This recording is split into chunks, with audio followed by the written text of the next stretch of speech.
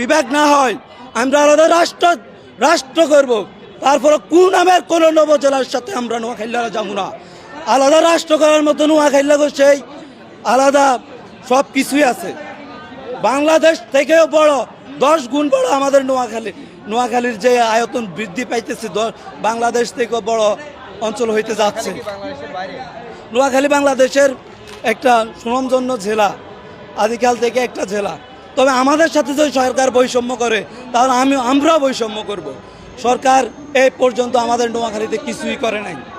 আমাদের বৃহত্তর নোয়াখালী একটা প্রাচীন জেলা, এ পর্যন্ত তারা আমাদের নোয়াখালীর জন্য বিন্দু পরিমাণ কিছু করে না। যতগুলো আপনি প্রাইভেট মেডিকেল কলেজ দেখবেন আমাদের নোয়াখালীতে সব আছে প্রাইভেট মেডিকেল কলেজ। আপনার যা দেখবেন সব প্রাইভেট, যতগুলা অবকাঠামো দেখবেন সব প্রাইভেট। সরকারে এখানে কিছুই করে নাই।